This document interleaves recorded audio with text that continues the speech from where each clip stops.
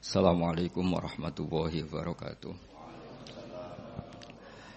Bismillahirrahmanirrahim. Alhamdulillahirabbil alamin. Wassalatu wassalamu ala asyrofil mursalin sayyidina Maulana Muhammadin wa ala alihi washabbihi ajmain. Amma ba'du.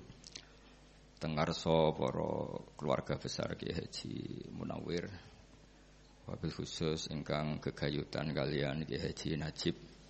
Nggih wonten Gus Hamid, wonten Nyai Musta'anah, wonten Gus Masudi ning Nilnas, danten keluarga Mbah Munawwir mulai saking Nyai Hasimah, Mbah Ali Maksum, saking Mbah Zainal, saking Mbah Ahmad Komplek L, saking Mbah Nawawi, saking Nyai Walida, wonten Gus Hasim, wonten sedanten para kiai ingkang kula hormati, wonten Kiai Said, Kiai Mas'ud, Kiai Habibullah, sedanten mawon ingkang kula hormati.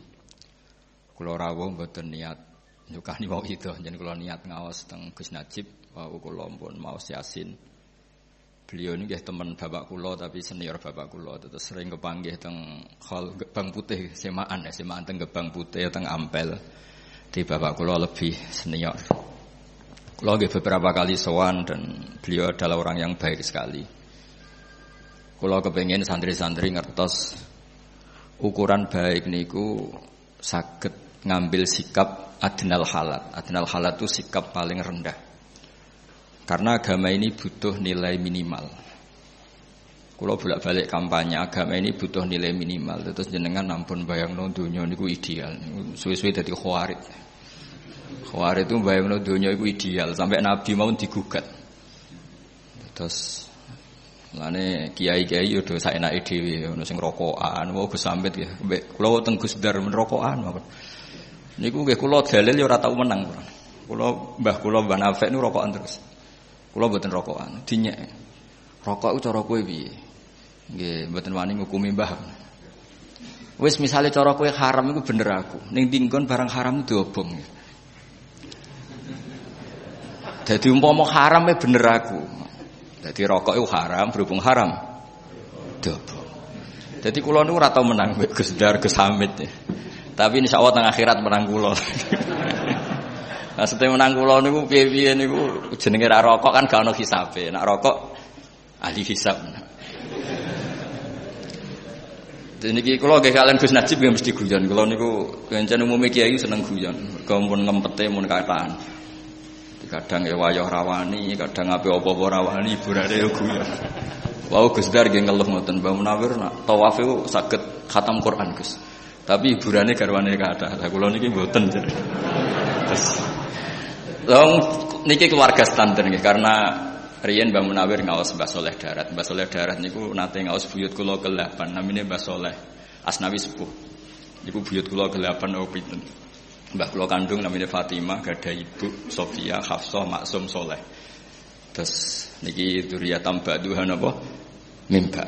Terus nggih biasa mawon semua saling menghormati. Terus kula pas niku jagungan kalian Mbah Nafek, kalian Mbah Muat. Niku nggih pernah sepuh sedanten. Jadi Mbah Muat iki ngoten. Rokok iku nak haram, malah keliru mbok simpen. Nek mbok rokok jenenge mbok simpen, tapi nak dirokok dihancurkan. Berarti sing muni haram kudu rokok, perkarane menghancurkan. Terus ora tau menang wis pokoke secara debat. Tapi ini penting kula aturaken, kula iki eling dawuh Mbah Mun. Wong iku kudu maklumi sing wis ana, sementing gak haram ora maksiat. Engko nek kowe darani rokok haram, gak darani kiye-kiye sing rokok fasik. Padahal Mbah Makhrus itu ya rokok. Mbah Mun mboten rokok, ngaramno santrine rokok rawani mergo eling Mbah Makhrus. Lah kula akhire ya anut Mbah Mun, santri kula sing rokok niku kathah, padahal kula mboten rokok. Anggere ape ngaramno kowe eling Mbah Makhrus, Gus Najib, Gus Hamid. Terus kaya minoritas kula. Dadi akhire kiai wedi santri nggih kula niki. Mergo santriku mirip kiaiku, mirip guru-guruku. Meskipun mirip iku dalam hal nembe rokoke. Akhire nggih mboten wani. Kula namung badhe crita nggih. Kula suwun dzurriyyah saking Mbah Munawwir iku gadah watak asobiah. Asobiah niku yang positif tapi tentu yang positif. Kula riyen ngapal Al-Qur'an niku mboten nate diutus bapak. Bapak kula Ki Nur Salim niku akrab sangat kalian Gus Najib, seniore Gus Najib. Riyen ngaos teng Mbah Dullah, tapi sederenge mun hafal Quran saking dalem, saking keluarga, saking Kiai Subaidi. Riyen Mbah Dullah kira masyhur nate ngaos Kiai Said Sampang. Di antara ya, dulu nggak ada guru tunggal karena Indonesia berlimpah tiang alim, tiang hafid. Jadi buatan enten negara barokah kados Indonesia. Kalau jeeling dawe Mbah Mun, niki kalimat itu tidak saya rubah sama sekali. Bahasanya begini Mbah Mun. Hak Andalusia itu guling. Andalusia itu sing riyen nate ana Ibnu Malik, wonten Imam Qurtubi, sing ngarang kitab Imam Syatibi itu termasuk tiang Qurtubah. Sing nagemaken qiraah napa? Sab'ah nggih Khirzul Amani sing dipakai Mbah Munawir mau Sab'ah niku berdasar kitab Khirzul Amani, terkenal Nazmus Syatibiyah. Sing terus diringkas Kiai Arwani dados Faidul Barokat kesi. Niku dawuh Mbah Mun niku. Kula cek eling kalimat iku niku. Pangeran gak terima nak sing maca tasbih kurang, mulane gawe Demak Bintoro. Redaksinya begitu, pangeran gak terima nak sing maca tasbih kurang ning Eropa ning Andalusia teng Spanyol mriko. Pangeran gawe Demak Bintoro. Jadi dan jelas saniki niku kesampaian. Riyen ketika Andalusia niku kathah tiyang alim, niku nggih do sanget ngarang kitab. Wong roh kabeh wonten Ibnu Malik ngarang Alfiyah. Wonten Imam Syatibi ngarang nadzuman apa qiraah Sab'ah. Begitu luar biasa cara nazumkan sampai dadi keramate niku ditawafno 1000 kali kitab Syatibi. Terus ditiru Mbah Munawir tawaf sak khataman. Terus ditiru putune mau cerita tok dereng nglampahi. Tapi iki lumayan burun cerita. Niki mboten gojlok-gojlok lah kula mau digojlok mboten saged males. Tapi kula akrab lah, kula hormat betul sama beliau. Tapi ini kula cerita, dadi ciri utama agama niku saling diwaris. Riyen bapak kula mboten nate ngenten kula hafal Quran, tapi ngendikane ngeten tok. Hak kena hafal Quran iku mateni obor. Sampeyan anak merapal luwih duwe alasan. Wong bapakku ora apal. Dadi angger bapake alim, anake alim, putune alim ku gampang, anake ku tertekan terus lah, kan gak ada alasan. Tenak bapake alim, anake maklaran, wis enak lah putu niku men kepenak lah. Mergo pas bapak wis maklaran. Jadi sanad itu harus kita jaga. Ngene kula seneng zuriyah Kiai Munawir itu sing beto Quran. Meskipun beto Quran bentuknya enggak harus hafal ya. Wonten sing khidmah binati yang sing macam-macam.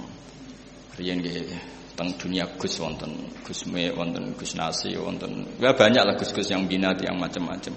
Teng politik riyen Gus Wahid nggih politik, Gus Dur nggih. Mbah Mun piyambak gadah putra Gus Yasin. Yang penting niku gadah mental bina napa masyarakat. Wasiat yang sering diulang-ulang oleh Mbah kula niku suatu saat ini yang diceritakan Imam Ghazali, suatu saat ada abid zahid alim. Karena kumpul wong mangkel sering kecewa terus uzlah teng dhuwur gunung. Wiridan. Suwenak ra kumpul wong lak ribet. Kula niku mulane terkenal alim asline nggih risi tapi nggih seneng. Senenge niku sing hasud ben kompetisi. Dadi sing seneng ben niru, sing hasud ben kompetisi. Mboten kok hasud ngremeng tok mboten terus kompetisi. Kepengin ngalahno kula terus sinau Wahab, sinau Majmu' kan terus ngelu piyambak. Tapi ini cerita ya. Ini ceritane keluarga kula. Si alim ini terus uzlah teng dhuwur gunung. Cara sakniki mungkin teng Merapi. Terus diparani kalian wali sing pun senior, wali sing pun tetek cara di kiai wis tetek. Diwaca kan maca Quran. Cek ayat iki waca. Di antara ayat itu ada terusan kalimat wa'udzu fisabili. Jadi syaratnya dadi kiai ku ya rada wa'udzu fisabili. Disakiti dalam jalanku. Nah kowe uzlah ya ora ono sing mbuli. Dadi enak tengok-tengok awor macan, awor kethek, ya ora ono sing ngenyek. Dadi kowe ora nglakoni wa'udzu napa? Fisabili. Itu masih agak balelo lah, masih gak nurut sama gurunya. Tapi ketika ada wali lagi yang lebih senior bilang, kamu kesini itu berarti tarok tu ummata Muhammadin sallallahu alaihi wasallam fi aidil mubtadi'ah. Jika kamu tidak mau memimpin dengan mazhab ahli sunnah wal jamaah dan kamu menghindari, artinya kamu membiarkan umat dipimpin kelompok yang lain. Dan isu bisa mubtadi'ah, bisa kafirah, bisa mudillah, bisa mukhtari'ah, apa saja. Jadi dianggap keluar dari arena itu adalah membiarkan umatnya Nabi dipimpin orang-orang yang tidak ahli sunnah wal jamaah. Sehingga orang-orang alim dulu Mbah Munawir itu Indonesia belum merdeka. Tapi beliau yatasodda li ta'limil qira'ati sab'i. Beliau siap tahayyuk mengajarkan qira'ah apa? Padahal wong bakasane cek mangan. Wong cek kelaparan. Begitu juga Bali Maksum, sedanten Mbah Abdul Qadir, sedanten Mbah Zainab mengajarkan ilmu. Karena sekali ini enggak kita ajarkan, mereka punya kebahagiaan yang lain. Kulo mboten sombong, anak kulo pertama sholat kulo suwenenge pol. Karena di luaran sana untuk seneng ngenteni duwe-duwe di pangkat. Anak kulo nggergak pindah jos wis ngerti nak bapake seneng mesti njaluk duit. Anak kulo sing umur 7 tahun. Akhirnya kulo sukani terus.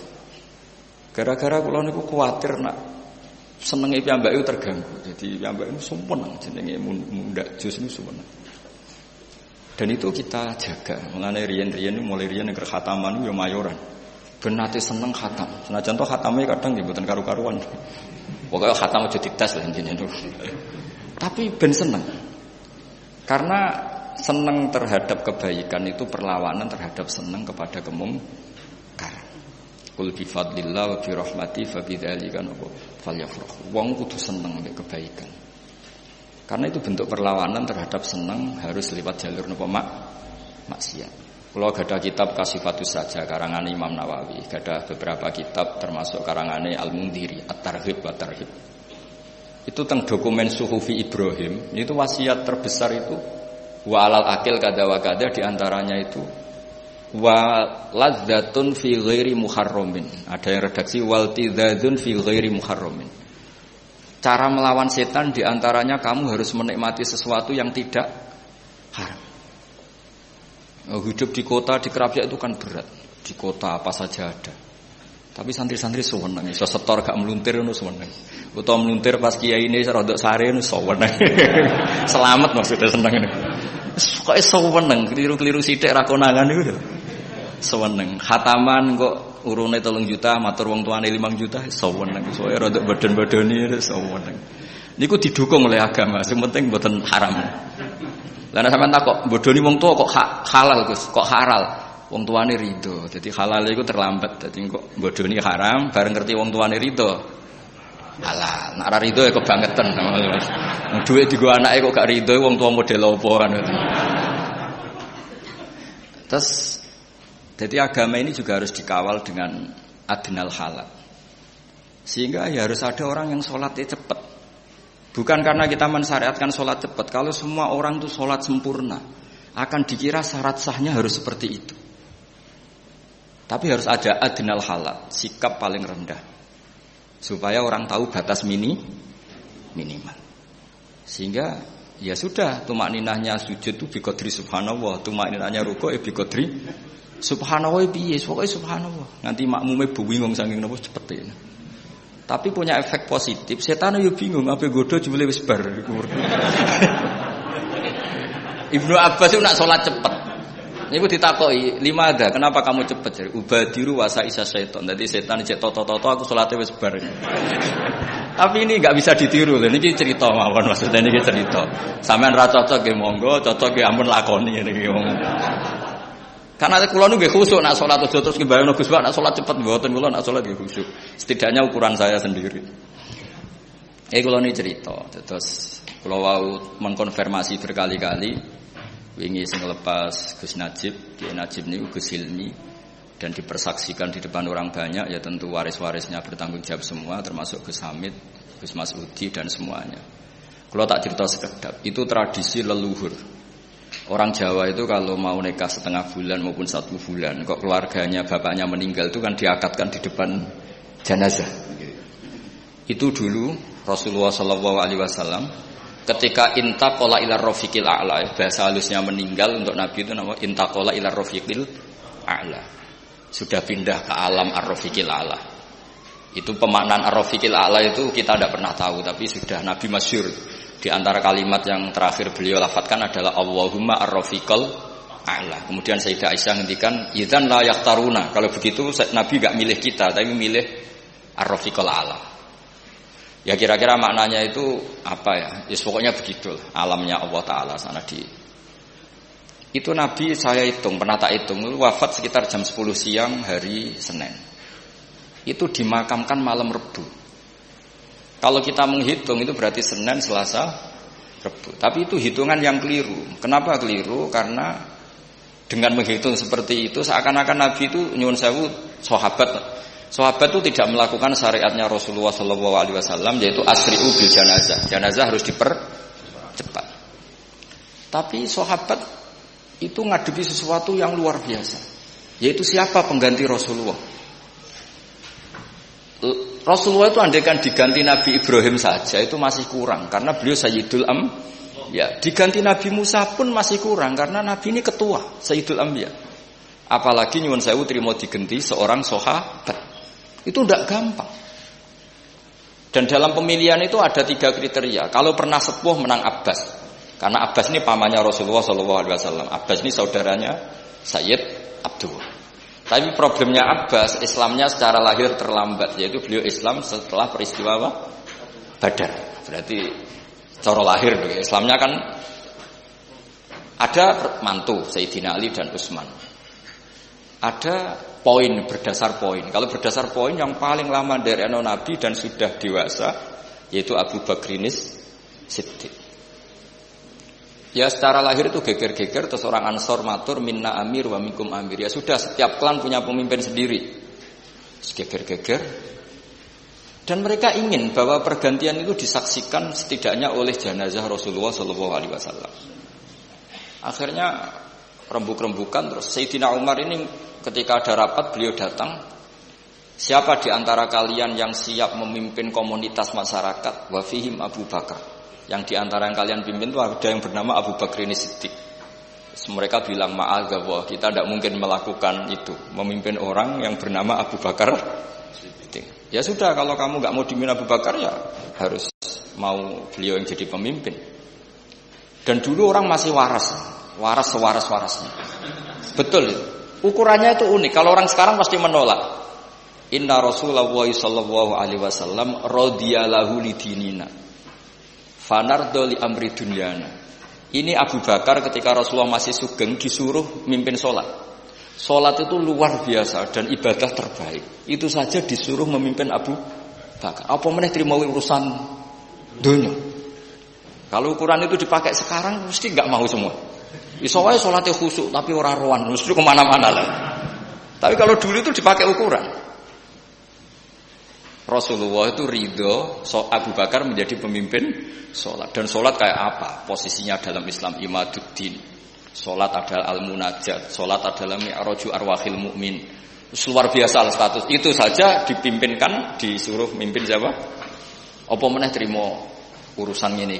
Akhirnya mereka ridho semua dipimpin Abu Bakrinis. Kelar. Artinya kelar itu mereka ingin khilafah itu disaksikan jenazahnya Rasulullah SAW. Artinya adat-adat ketika bapak wafat masih ada jenazah beliau ya saya dinobatkan penggantinya.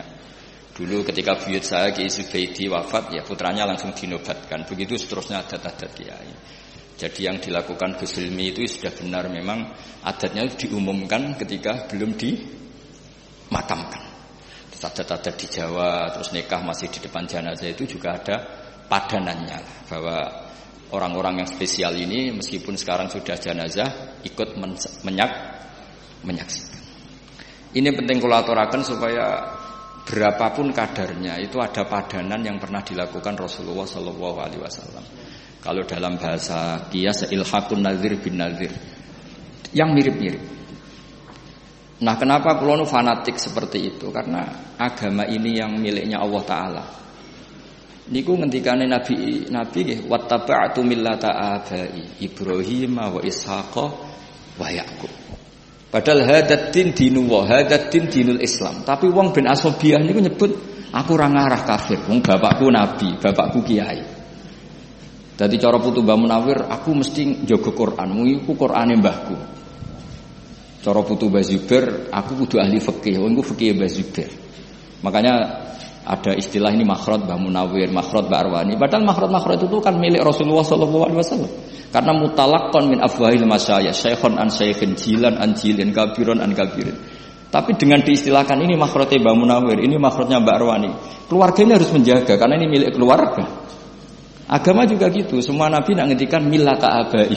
Ini agama leluhur kami. Tuhan juga sama, Allah itu milik kita semua.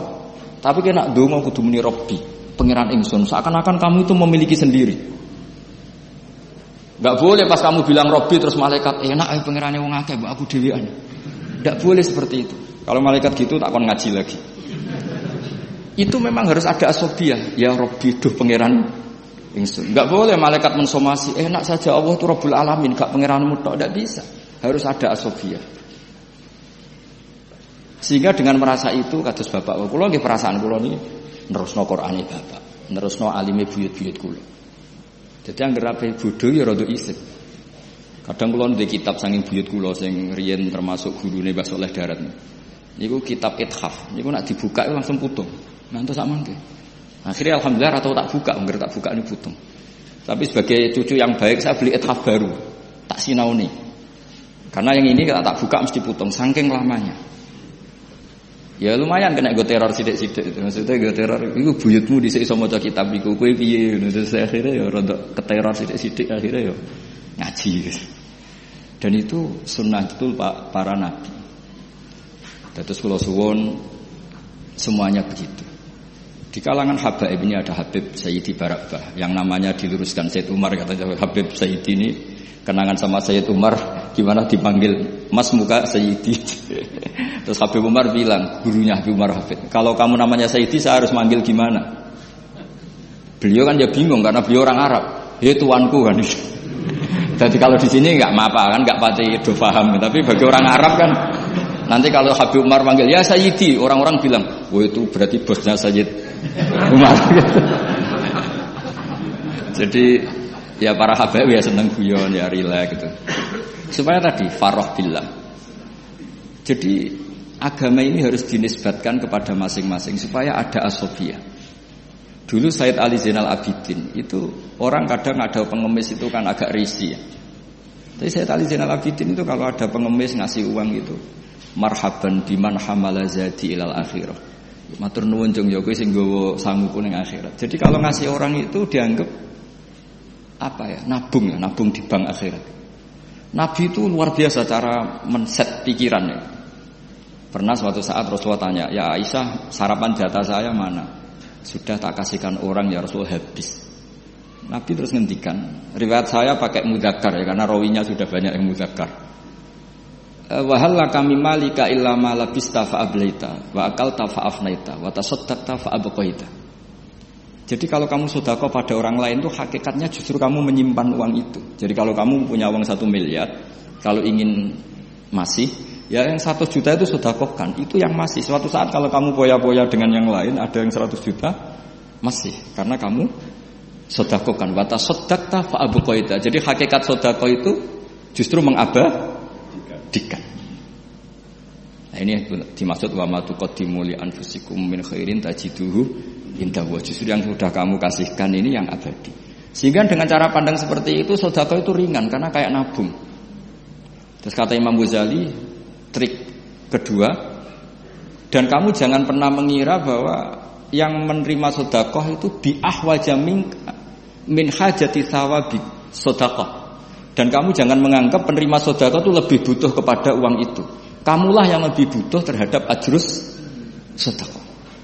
Sehingga ketika kita memberi orang itu merasa kita ini utang jasa. Karena dengan ada yang terima sedekah kita ditulis sebagai mutasaddiq. Dan gara-gara itu kita nanti diberi pahala orang yang sedekah. Jadi makanya orang Jawa itu luar biasa. Kalau sedekah itu tolong beb niki jenengan trimo, tolong yai niki jenengan trimo. Orang Jawa itu luar biasa didikan guru-guru kita. Kalau ngasih orang itu nak diterima itu matur nuwunnya bukan.